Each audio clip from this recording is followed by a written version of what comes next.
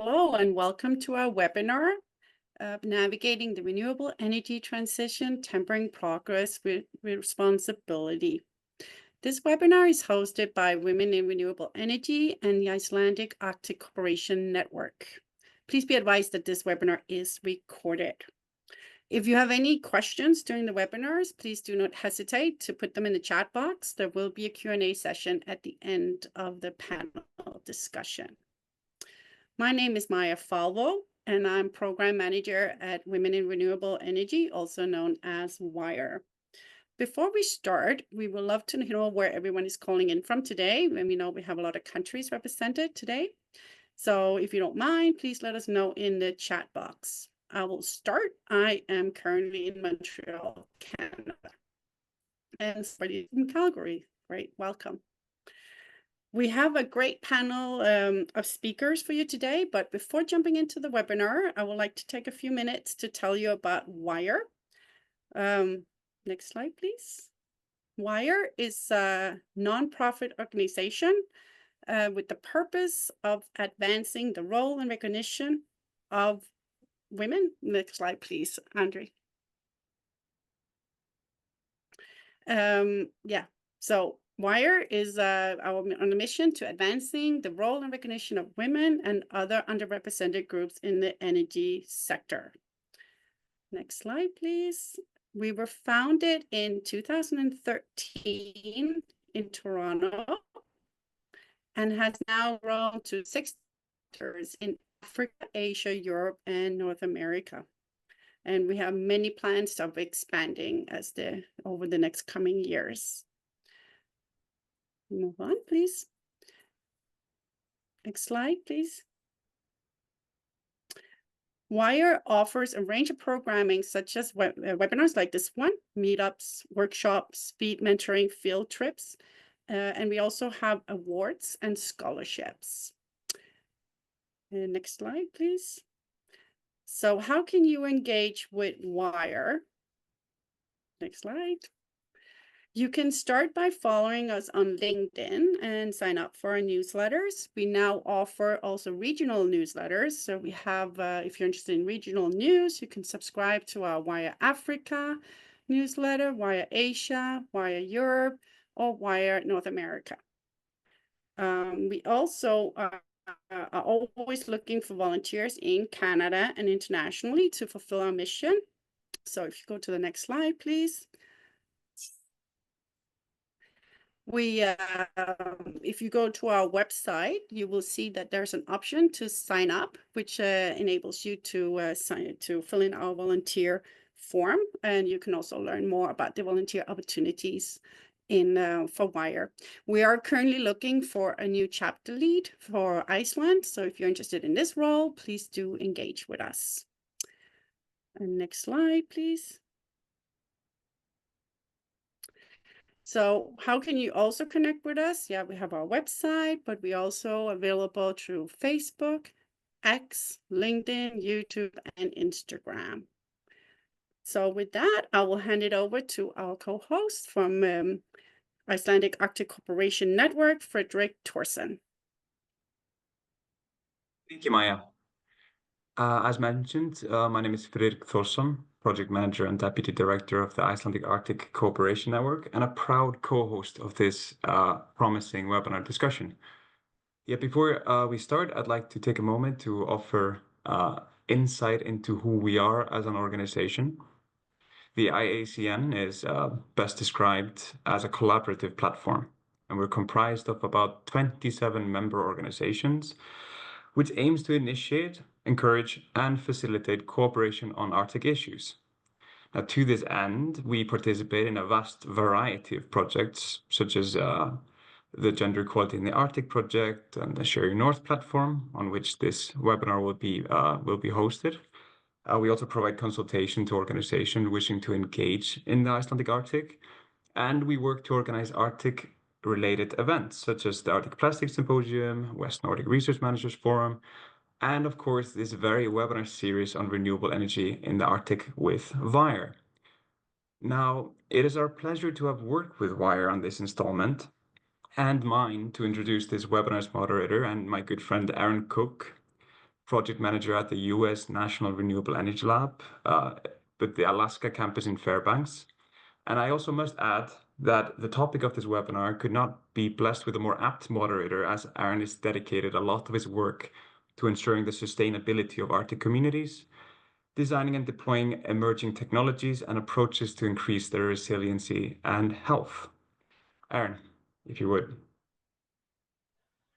Thank you, Frederick, and thank you, Maya, and welcome everyone. I think we've got some incredible speakers here today, and there will be time for questions at the end of the three presentations.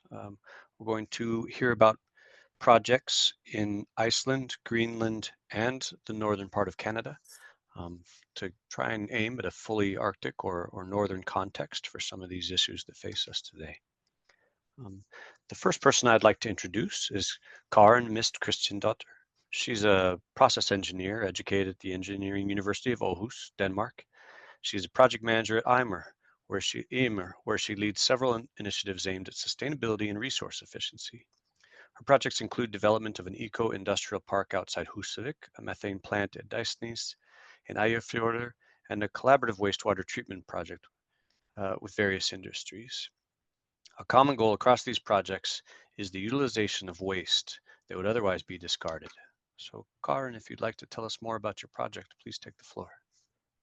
Thank you very much. As Aaron said, my name is Karen Mist Kristjansdóttir, and I am a bioprocess engineer and a project manager at Eimur.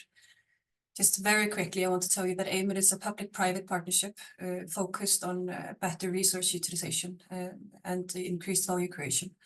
And it's a project that is owned by the local and national energy companies, Association of Municipalities, and the Ministry of Environment, Energy and Climate. Today, I want to tell you about a case study we've been working on and an eco-industrial park development we've been working on for the past 2 years. But the case is more specifically about transforming waste heat into value. So next slide, please. That the Árnabakki Eco-Industrial Park is a symbiotic network focusing on the circular economy and no waste in between different industries.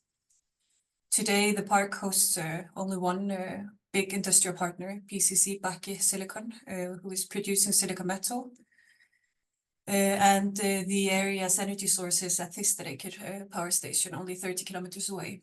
But the primary focus of our work has been bringing together the local stakeholders, including the energy company, the municipality, the local community, and businesses in the area to lay the foundation for the eco-industrial park. And this collaborative effort has been very crucial in setting up a framework that is aligning the diverse interests of the different stakeholders. So we're getting them all together and finding out how we can move forward together.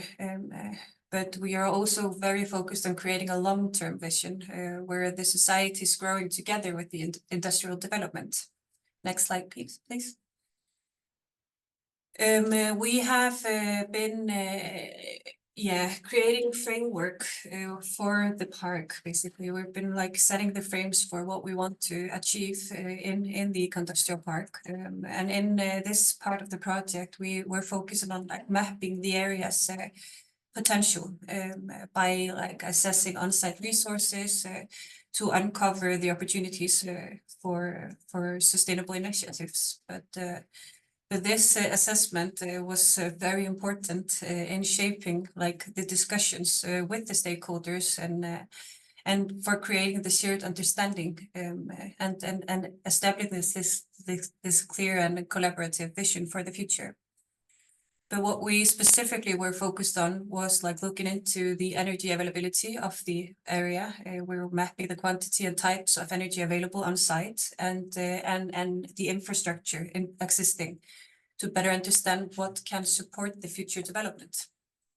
But this groundwork has not only highlighted the area's potential, but it's also helped align the stakeholders' perspectives and set a solid foundation for the future decision-making. Next slide, please. But during this assessment, the resource assessment, it became very clear that the area is offering a lot of heat and waste opportunities, or waste heat opportunities, sorry. Yeah, and these waste heat sources come from like different application, but they both come from the industry PCC silicon, and also from the power plant, this dedicated geothermal power station 30 kilometers away. But what we wanted to see is like, what can we do with this heat? We know that it can be harnessed for a lot of different applications. So we know it can be used as a district heat for district heating, industrial processing, drying, steam production, and other valuable uses. But we started in our first case study, and the one I want to tell you about, we started looking into the district heating system and how this heat could be transformed into value in that sense. So please, next slide. So what we did here is that we looked into a closed cooling system that is already existing at the PCC, where there are 360 liters per second of 60-degree water running through constantly. And we are in this case looking at a very simple application. Basically, we are looking at a heat exchanger that will be installed to heat some fresh water from the area, and we want to use this hot water in the industrial area, in the eco-industrial park, in again a closed heating system. So also just for the feasibility study, we needed to set some numbers. So we worked with 500 meters into the park and 500 meters back. So it's 1 kilometers of pipeline, insulated pipelines. And what's most important is that there are no modifications that have to be done to the existing PCC cooling system plant. So next slide, please. So what we're getting out of this is are these results, basically, that we can get 100 liters per second of 50-degree water very easily as district heating water. We can have a delta 20 with the 30-degree return back to the cooling system. We can, again, we can collect very easily these 8 megawatts of thermal energy. And the numbers that we're getting out of this case is that we can actually have the most affordable district heating system of whole Iceland by using this or by using this waste heat, basically. So to sum it up, it's like 50-degree supply with minimal modifications and very low operational costs. So for us here in developing an eco-industrial park and trying to find like a carrot, if you can say that, for companies to be a part of this this park, this is actually something that is creating a very valuable source for us to sell this area to projects that might be interested in coming and being a part of the network. So that was the quick introduction of the project. Thank you. Thank you, Karen. And it's an interesting project. It's an inspiring project. I think we're going to, I'll wait to ask questions about the project until the end after the other two speakers have gone. But if for the audience, if you have questions about the project, please do put them in the chat, and Andrea will read them to me or to the other folks on the chat as we move forward. There will be time to discuss them at the end. But for now, I'm going to introduce our next speaker. Javier Arnaut is a associate professor and head of Department of Arctic Social Science and Economics at the University of Greenland. He specializes in environmental economics and in the long-run development of emerging regions in the Arctic. He devotes special attention to the environmental consequences of growth in the Arctic. Javier, please go ahead and show your work. Thank you. Thank you very much for the invitation. Very glad to be here and share some thoughts on current projects in Greenland. I also hope that this type of events continue and share ideas with other scholars to motivate to do more research on this important topic. Well, yes, I want to talk to you today about how to power the Arctic with Greenland renewable energy. Can you move to the next slide, please? Sorry for the effects.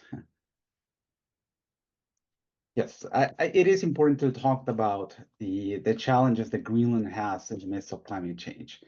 There's several papers, many research, the IPCC reports, they have shown all the pervasive effects of climate change. However, as you probably have heard, this also represents an opportunity for Greenland's development of natural resources. This permafrost thawing and the accelerating effect of climate change is driving greater glacial melt, and this is increasing the potential for hydropower generation. Next one. So Greenland currently covers its needs, energy needs, based on 70% or 71%, according to some estimations, it is covered by renewable energy, mainly hydropower.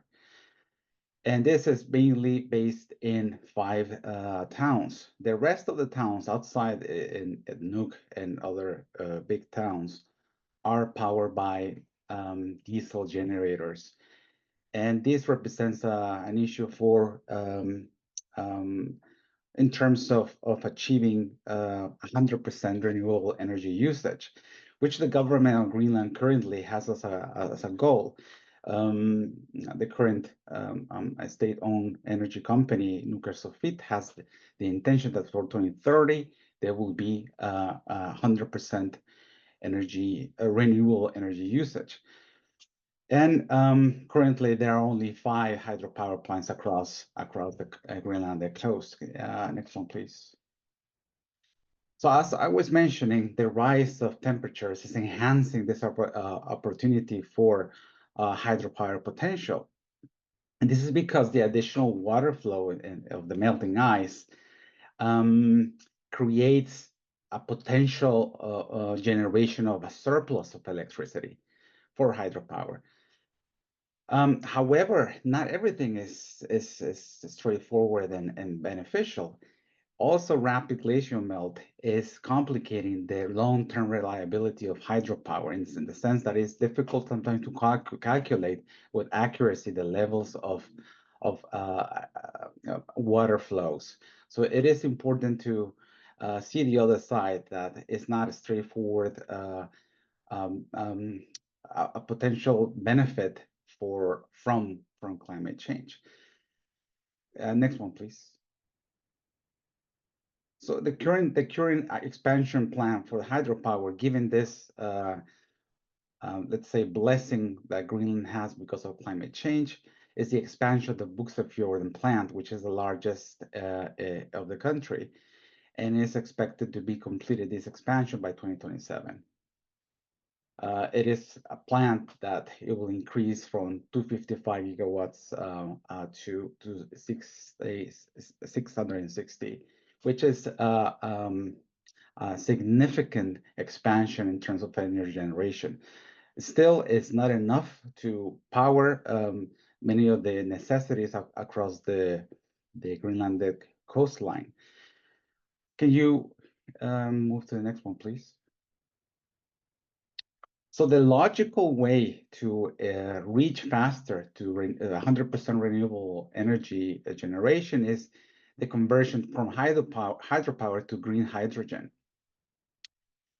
This naturally can be done via electrolysis and powered by this hydrogen, by this renewable energy, but also by eolic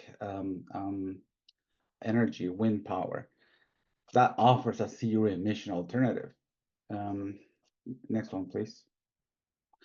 This has generated international attention. The United States and the European Union have placed Greenland as a potential partner in assisting the energy transition. Some of the plans have been already outlined in that direction.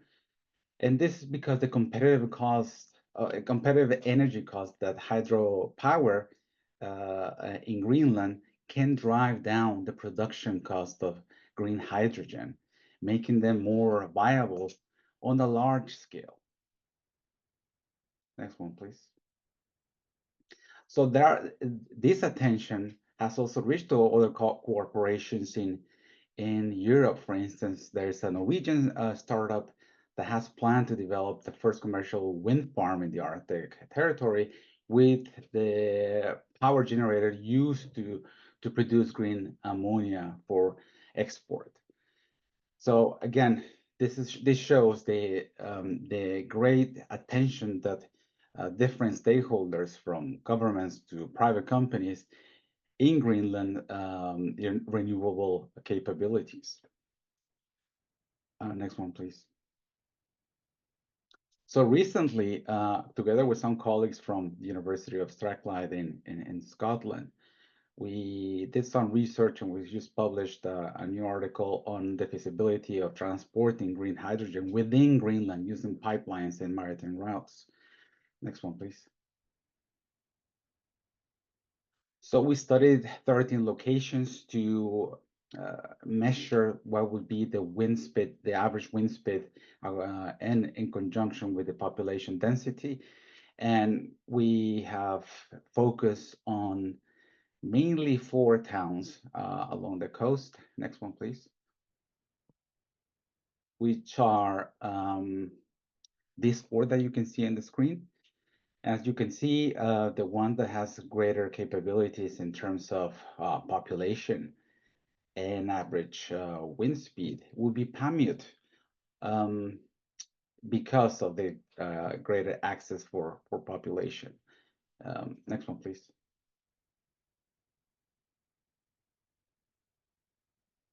Yes, next one, please. So basically, we estimated the levelized cost of energy, and we found that in Pamut will be the most optimal town to have this pipeline, or having this onshore wind project, because we'll offer a value of $1,500 per kilowatt, which is pretty efficient according to some standards. Next one, please.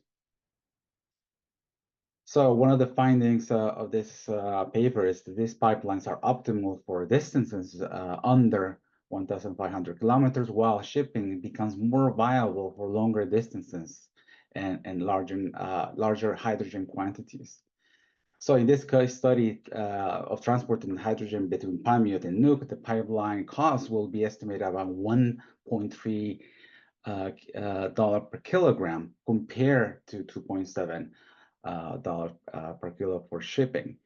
So in general, our work shows that Greenland's great potential as a hydrogen producer for a sustainable energy economy.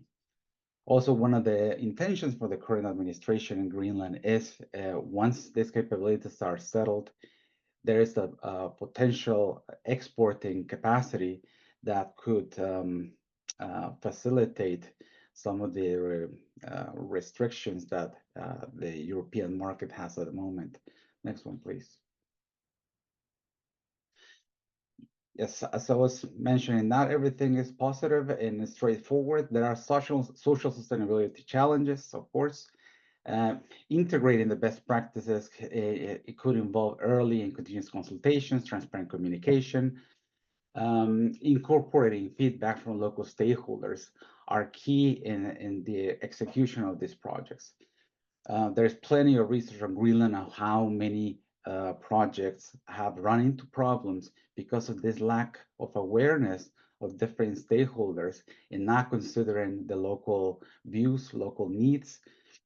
So Greenland's unique cultural heritage requires that any project, especially in terms of infrastructure and renewable energy, follows the principle of free prior informed consent, and integrating this approach into social impact assessments and environmental impact assessments to avoid what has happened with previous projects, for instance, in the south of Greenland, that are mining projects that have run into problems because of this lack of inclusion of local stakeholders. Well, anyway, there is plenty of opportunities here for research. There are many angles that have been covered, but this technical assessment shows that it's profitable and in terms of logistics and in terms of economics.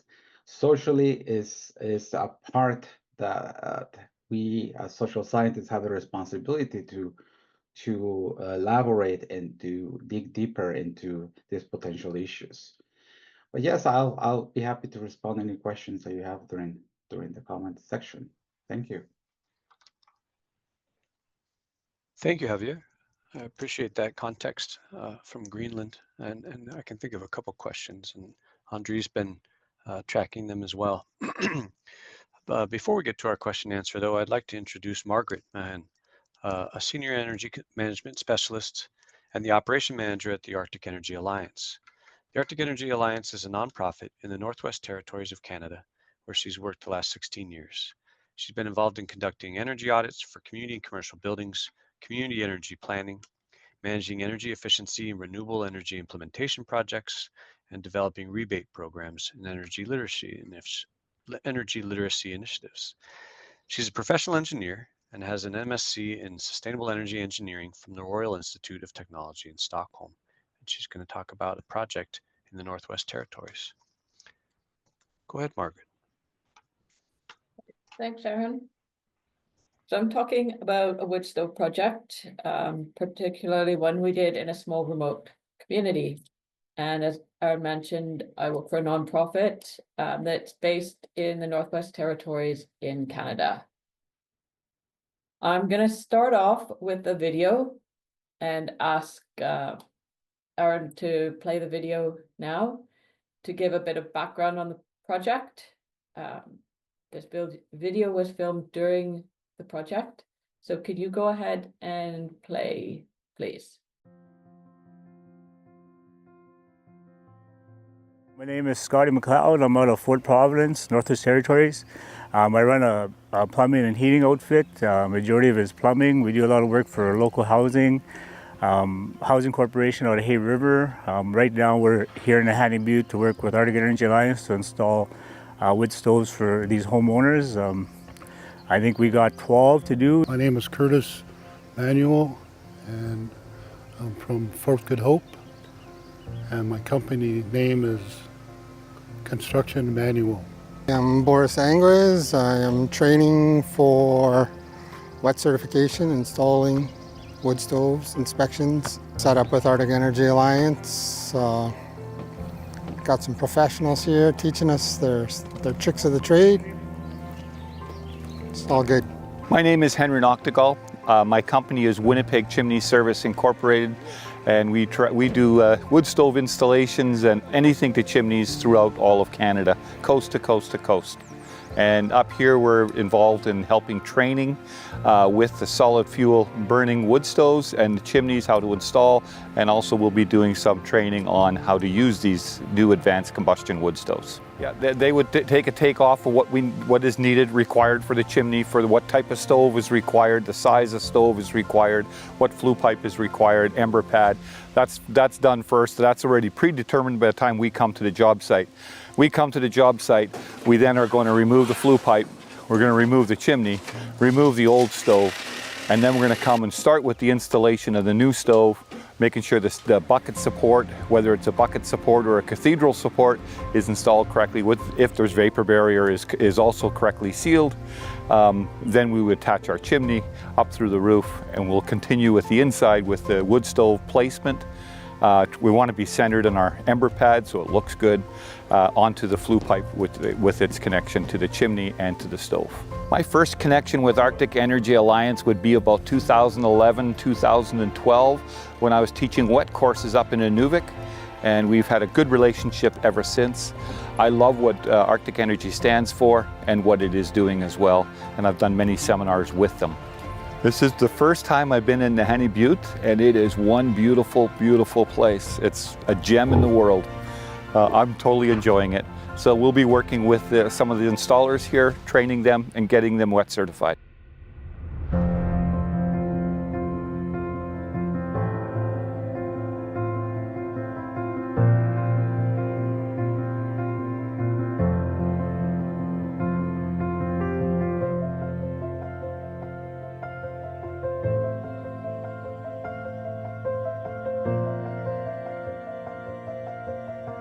Call Arctic Energy Alliance. Save energy, save money.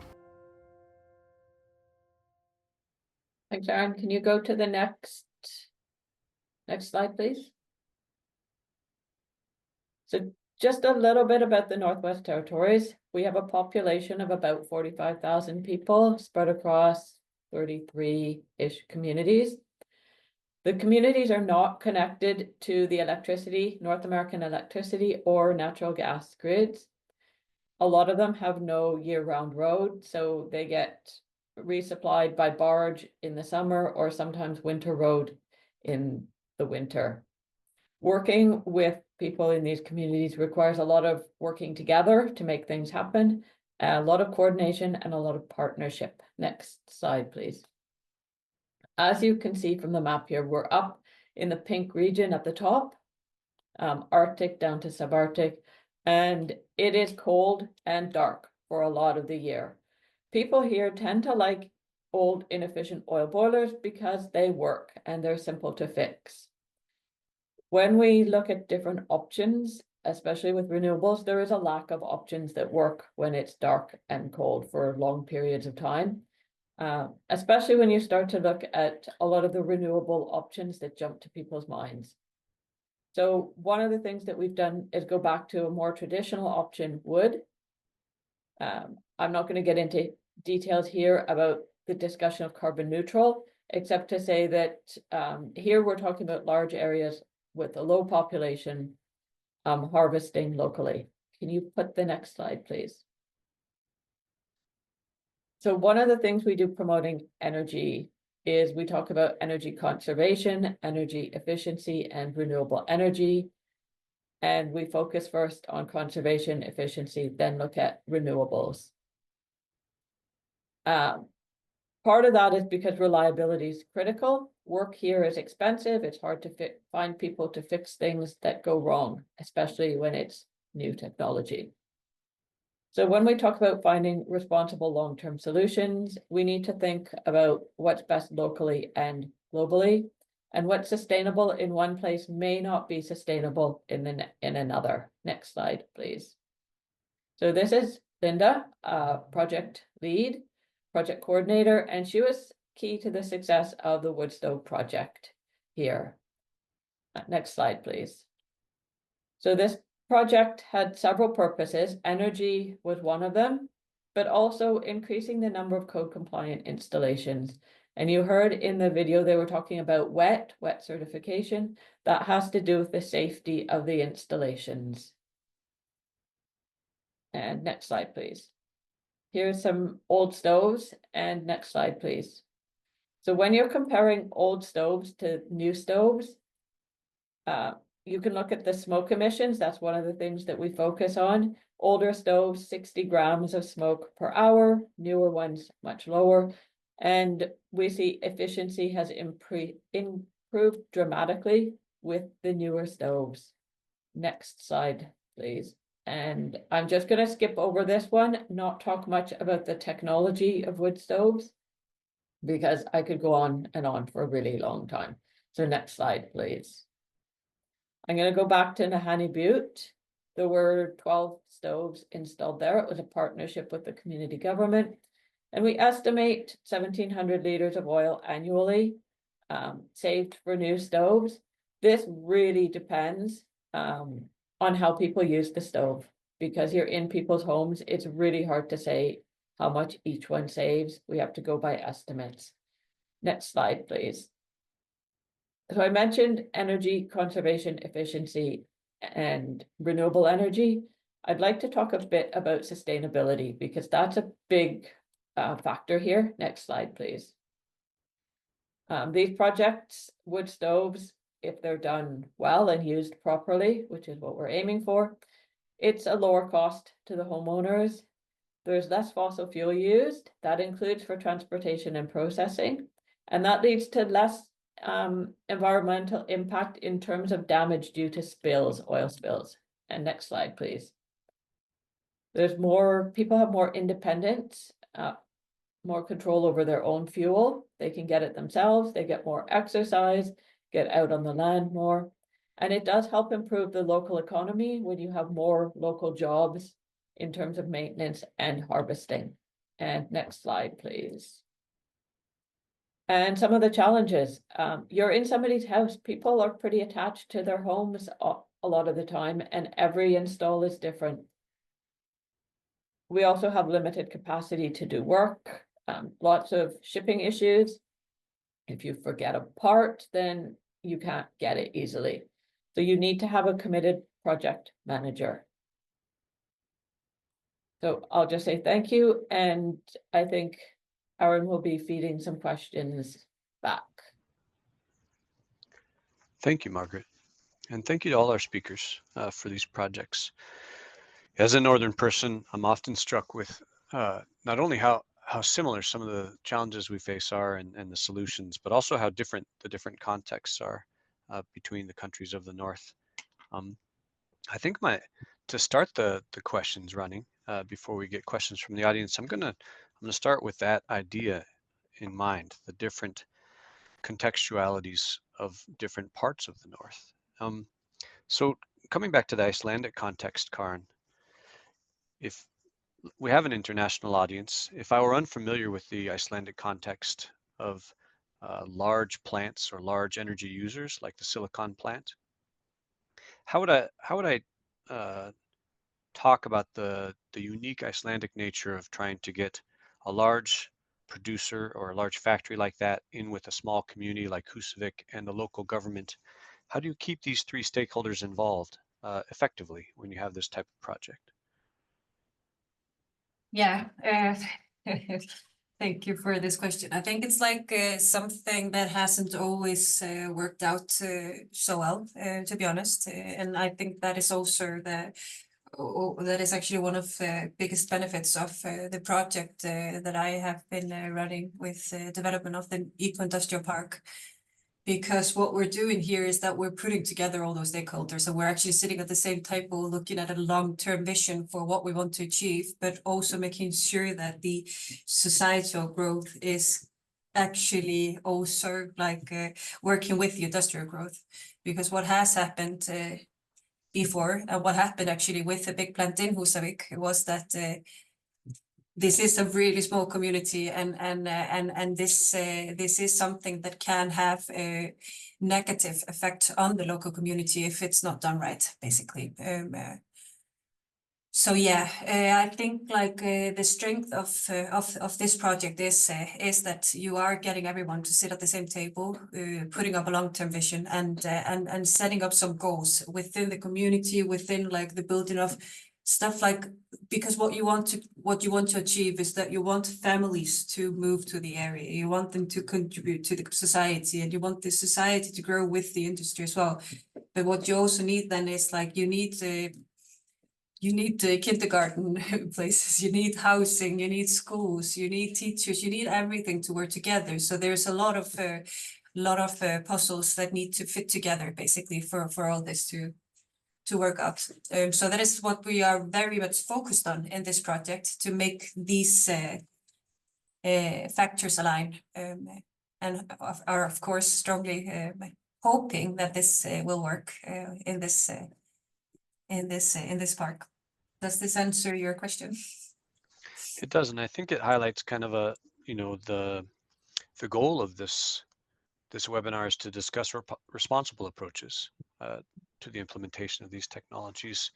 Iceland is a place that has many different super consumers of energy. It's not just silicon plants, but you have aluminum smelters and fisheries and other places. What do you think about that these other parts of the country that have large plants could learn from the Húsavík example, from the Árbakkar eco park? Yeah, I think Árbakkar, yeah, it's a difficult name, but I think like what we should do is that we should.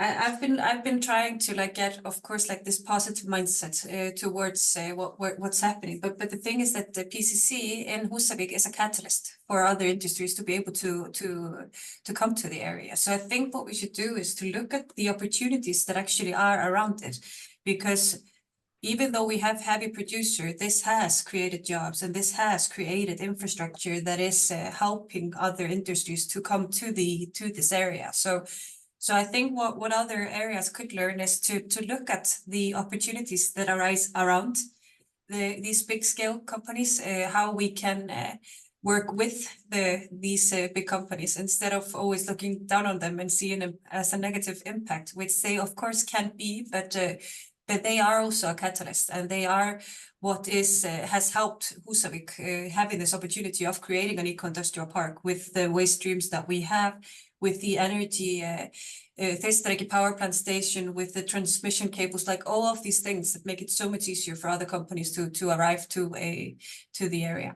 So I think that represents a very mature view of the role of these large consumers, Karin. You know, we sometimes fall into the trap of saying, well, these big mega producers are evil, or these big mega producers are going to save the country, instead of looking at it in a more holistic way about the positives and negatives that allow us to form a community around them, which is the case in Iceland. yeah, but I think also we need to know that these are products that we're all using. So these are raw Yes. material. Like we are very much like we don't really want to see how things are being produced, but we very much like to use them. So I think for us, it's also just a healthy environment to be around, to understand where things come from and how much energy it actually takes. It's a good thing to be conscious of. I agree. Mhm. I think I'm going to move from the Icelandic context to the Greenlandic context, just a short little bit away, but in many ways a different set of conditions that are important. Javier, you and I have talked about this before. I'm sure there were people in the audience that heard you say the idea of climate change as a blessing in terms of energy production, have never heard that put that way before, or perhaps might even be uncomfortable with something so bold. When you talk about that, one of the things that you and I have talked about before is how that benefit is disseminated through a society. So for instance, if 70% of the power in Greenland is coming from renewable energy already, but it's only getting to the five largest communities, whereas the other 40-some communities are still on diesel. You talk about local stakeholders and their involvement of this transition. If most of our audience is not from Greenland, or maybe has never even gone there, could you talk a little bit about what are the local concerns that might not be self-evident for an international audience in Greenland as they try and get these smaller communities off of diesel? Yes, thanks for the question. It's difficult, but I'll try to respond. Well, as I mentioned before, there are several towns, several settlements that are not covered by hydropower, and those rely on diesel generators. So that is a concern for policymakers, for the government of Greenland. But also there are other types of concerns of using alternative sources, renewable sources like green hydrogen. I think this is related to a question that I saw on the chat, that why to continue, why expanding towards that direction if it's already covered 70% with hydropower. But it's because for two reasons: because the over reliance in just one energy source of renewable energy is too risky, given that climate change is making hydropower dependent on this increasing flow of water. That is too risky to put all the eggs in one basket in only hydropower. So wind power and thus green hydrogen would be a solution to supply other communities that there are no hydropower plants nearby. So this is the case, for instance, of Eimur or other places down south, also in the north. But there is another component that maybe generating some tensions in the community. It is well, the lack of inclusion of the local community in the decision making of these projects. Some of the boards of these companies do not include any local voice. So it is important to make that as part of the philosophy of renewable energy projects. But also the third is the reason is economic reasons. Greenland also depends on the Danish block grant every year. It's 650 million per year that it needs to be covered. So being an exporter of energy, of hydrogen, will not saying that it will cover all the needs, but it will pave the way towards financial self-sufficiency. So there are several reasons why this could be the pathway for financial and energy sustainability for the country. Yes, but it is a multifaceted issue that is important to assess. Yes, I hope that I responded to your question. I saw many questions in the chat that are also very interesting. I would like to respond, but maybe there is time I could do that. That sounds great, Javier. And I think after Margaret speaks, we'll probably go straight to the questions from the audience. But I do, I appreciate the added emphasis of the Greenlandic context, because everywhere we want local stakeholder input on projects that we do. That is something we have in common. But one of the things that you bring up as a territory, or as a dominion that's concerned not just with local stakeholder input, but also the implications of independence or self-sufficiency, economic or political. It adds an element to a place like Greenland that is, well, as an outsider, not my area of expertise, but certainly something that local stakeholders will find important with new projects. If you are a semi-independent territory, then every new project that adds some amount of self-sufficiency has a unique flavor to it. It has another set of loaded meanings that I think is interesting. We're going to do our last directed question to Margaret, and then we'll open the floor to the chat here. Margaret, again, moving from the Icelandic to Greenlandic to Northern Canadian context. If I'm sitting in my apartment in New York City or in Copenhagen, and I'm hearing you talk about wood, and I've never thought about wood as a renewable resource before, or as a sustainable resource before. How could you bring someone in from the urban temperate region to talk about your region? One of the things that I thought was really interesting about what you said was what's sustainable in one place may not be sustainable in another. And I'd love to hear you talk a little bit about the context of wood and forest products in your region. Okay, thank you. I'll try to address the question. I get when we're looking at sustainable, and you mentioned what's sustainable in one place isn't necessarily sustainable in another. And if you're sitting in the middle of a big city, there are not that many trees around for you to go and chop down. When you have a local resource, and that's what we're seeing with some of these other examples, is making use of what's there right in front of you to supply the energy needs. And up in the higher Arctic, we don't have lots of trees, but in some of the lower parts, we do have trees. It's a local resource. People can harvest it, and it doesn't require transportation. So people harvest it. It doesn't need to be sent by pipeline somewhere else to be processed and then driven by truck all the way up. Some of these communities can only be supplied by barge. We have to barge fuel to them, or they're thousands of kilometers away from where fuel oil is processed. So looking for something local, really it's about the solutions need to be local and need to work for the people who are there. And wood is a traditional fuel for lots of people. People have been burning wood for tens or hundreds of thousands of years. The technology has improved dramatically. So there are reburn stoves that burn the wood and then burn the gases and the smoke.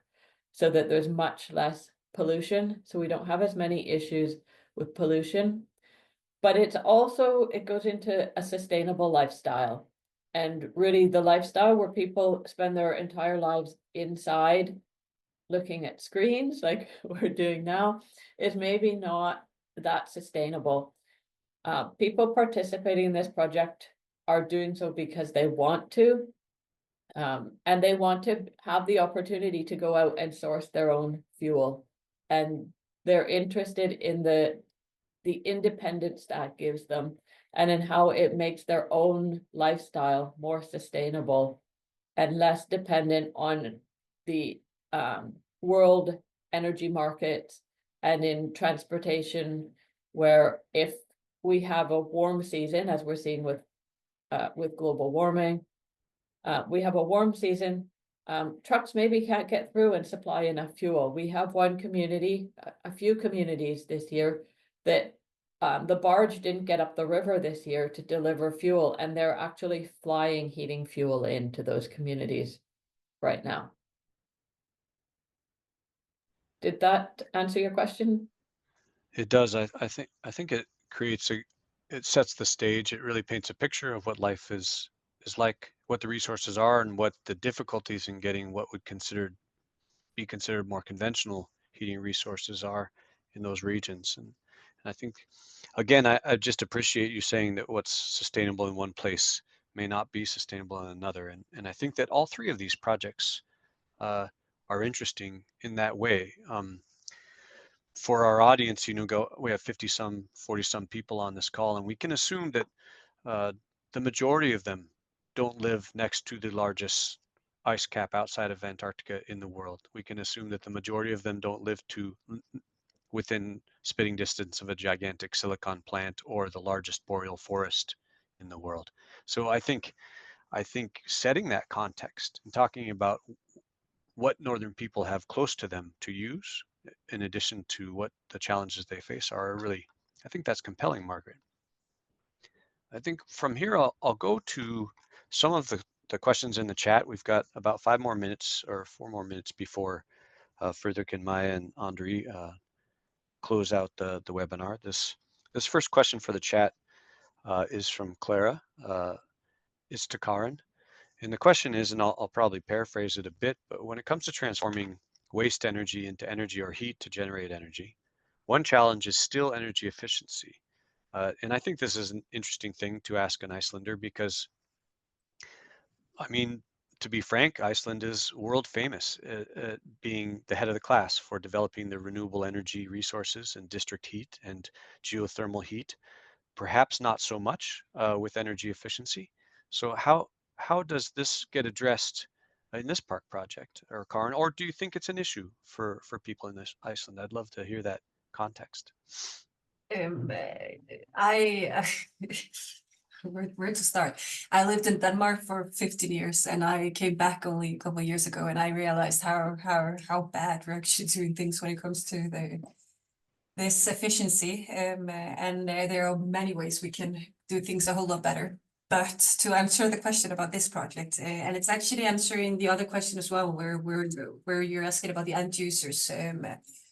We have of course insulated pipes, but what we're actually thinking of is like we're trying to shorten the distance as much as possible, and we're looking into, like, we have been mapping out like potential large-scale heat users who could be co-locating within the park, so that we can be using the heat immediately and efficiently, and minimizing therefore the transmission losses. But of course, like, like it is right now, this heat is currently, like, this is coming from energy being put into PCC and wasted through the system. So we're going from 100% loss, and we're always going to do better than what we're doing right now. But of course, we want to do it as good as we possibly can.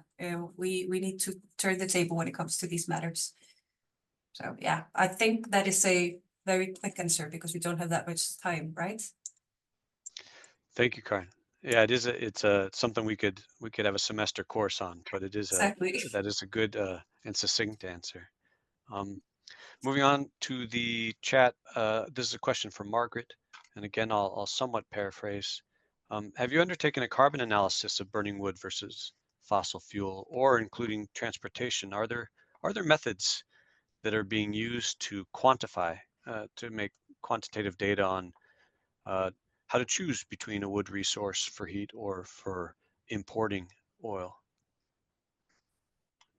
That's a really hard question to answer. We have done some, I'll call it some superficial analyses at various times. It gets into how you account for the carbon emissions from wood. Do you count the emissions from the stack as emissions, or do you say that if they're recovered within a lifetime, then it cancels out? So that is a really hard question to answer.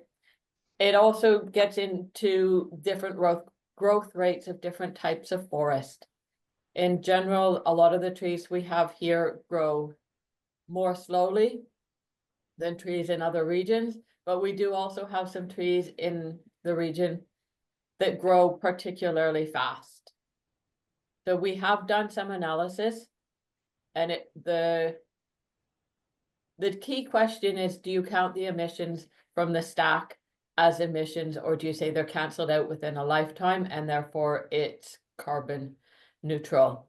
You have some other emissions when you're harvesting wood. You've obviously got to drive something to get there. You've got chainsaw fuel, all of those to account for as well.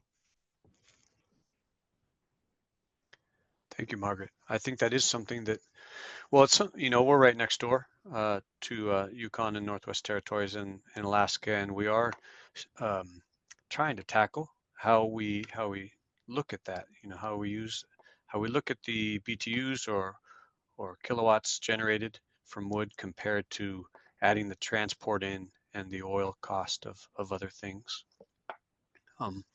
We are almost at the hour. I don't know that we got to all the questions, but I've appreciated this webinar, and I've appreciated the discussion. I'm happy that we got so many different views from different parts of the North. I think that Northern countries have much to learn from each other. I'll leave it to Andre to close us out today, but thank you for listening. And Andre, if you'd like to close out the webinar, I'll give you the floor. Aaron. Thank you very much, Aaron. Dear speakers and dear attenders, my name is Andre Gladi, and on behalf of the Icelandic Arctic Cooperation Network and Women in Renewable Energy, we would like to say a big thank you for your participation in our webinar. And today we discussed some very crucial topics concerning renewable energy projects, and along with case studies from our experts from Alaska, Canada, Greenland, and Iceland. And I hope that you enjoyed this webinar, and that webinar provoked for further discussion on that important topic.